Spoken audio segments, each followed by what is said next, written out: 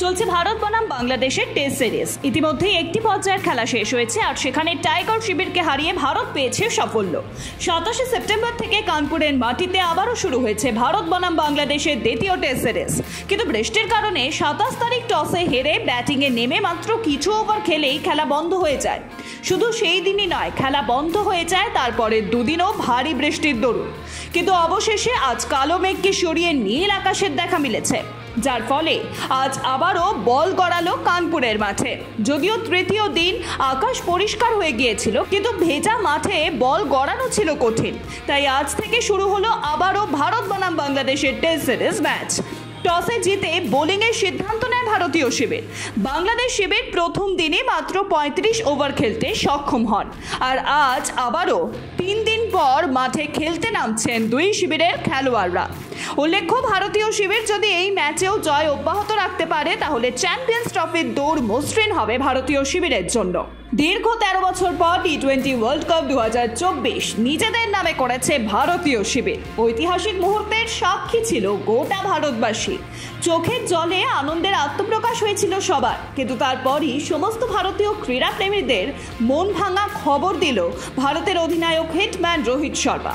টি-20 world cup জেতার পরই টি-20 match থেকে অবসরের কথা ঘোষণা করেছিলেন তিনি। কিন্তু কেন, তার কারণ জানালেন এবার নিজেই। রোহিতের মতে, আমি আমার সময় পার করেছি, সেটা বুঝতে পেরে আমি টি-20 থেকে অবসর নিয়েছি। আমি এই ফরম্যাটে 17 বছর খেলেছি, উপভোগ করেছি, ভালো খেলেছি, তারপর বিশ্বকাপ জিতলাম। সেটাই ছিল আমার সিদ্ধান্ত নেওয়ার চূড়ান্ত কারণ।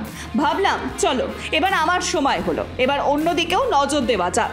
আমাদের কাছে প্রচুর ক্রিকেটার আছে যারা ভারতের হয়ে ভালো খেলবে। আইপিএল 2025 নিয়ে এখন থেকে উন্মাদনা তুঙ্গে ক্রিকেট প্রেমীদের। আর এবার আইপিএল নিয়ে বিরাট ঘোষণা করা হলো বিসিসিআই এর পক্ষ থেকে।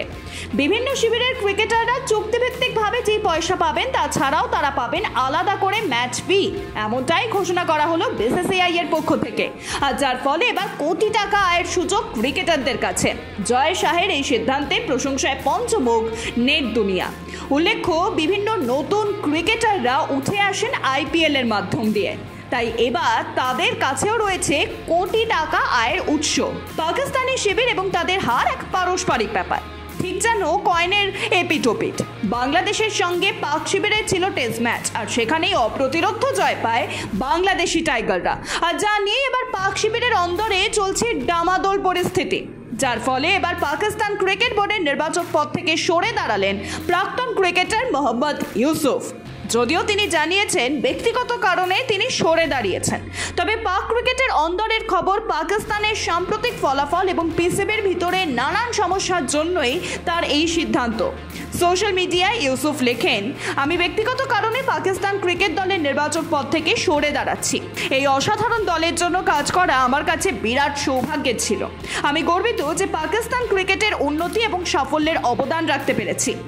এই দলের উপর আমার সম্পূর্ণ আস্থা রয়েছে। আশা করি আমাদের দল সেরাটা দিয়ে সাফল্যের যাত্রা অব্যাহত রাখবে।